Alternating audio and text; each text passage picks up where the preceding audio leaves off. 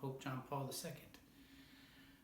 Man, 15 years ago, John Paul II passed away after a long battle with Parkinson's disease and the debilitating effects of it. And it was quite something to watch him, like kind of a real father in the life of the church, to grow sicker and sicker over those last several years. But it affected me when I remembered that. It was 15 years ago today that JP2 passed away. He was the Pope of my teenage years and my young adult life, pretty much. I was a sophomore in high school when he was elected in the fall of 1978. And he died when I was in my early 40s. So really, the Pope of my young adult life and teenager years. And he definitely had an effect. Definitely had an effect on my life and in my, ultimately, my decision to become a priest. I'll never forget the time I went to see him. It was in the fall of 1987. I was in my last months as a flight student at the Naval Air Training Command in Pensacola, Florida. While I was still in the Armed Forces. I was in the Marine Corps. And I'll never forget getting a ticket from the chaplain, the Navy chaplain at the training command, and I had a simulator flight on Friday evening and was done and hit the road around 10 at night after I was finished with my flight, my training flight, and drove till it was about 1 o'clock or so, 1:30 when I arrived in New Orleans.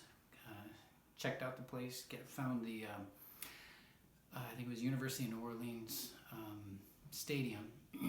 So I found that place, had my Volkswagen van that I drove down I-10 along Pensacola to New Orleans for, and camped out in that, and went to the stadium the next day. Hung out all day long. It was a very hot, muggy day with lots of people from all over the Gulf Coast states.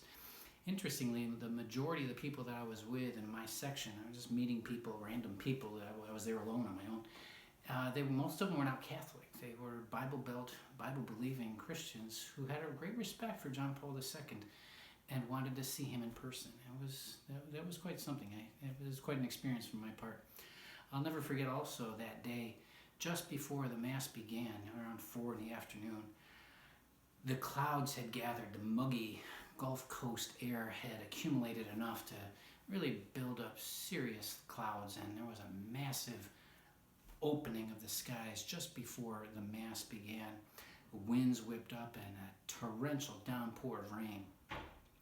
But just as the Holy Father's Pope Mobile came up off the ramp and into the stadium, it was like some producer basically said, okay, break the rain, break the clouds, cue the birds, and boom, there it was. It just cleared right up. The birds were singing, and actually that rain broke the heavy heat that we were dealing with. It was very comfortable for the Mass. And I understand a lot of people say that that kind of thing happened a lot with John Paul II's appearances all over the world, with some torrential downpour, some rain, some this or that. I remember several years later, actually it was almost 20 years later, I saw John Paul II again in Toronto at World Youth Day, 2002, maybe 3. Similar thing happened, very similar thing. But back to the man himself. Amazing person.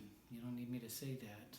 But he was an amazing person who had just a larger-than-life story and presence, and yet in so many ways could be just so very personal. And it's cliche to say and a lot of times, but it's very true. Apparently, when John Paul II spoke to people, it made them feel like they were the only person in the world or in the room. And he could do that with massive crowds and with a world audience. And I can say I was one of them who felt as though he was a father speaking to me personally through his writings, through his appearances. And 15 years ago we said goodbye to him. And now we can pray to him as St. John Paul II. Pray for us, John Paul II, and echo once again to us what you said when you were first elected. Be not afraid. Be not afraid. That's a good word to take away in this time of the pandemic. John Paul II, pray for us.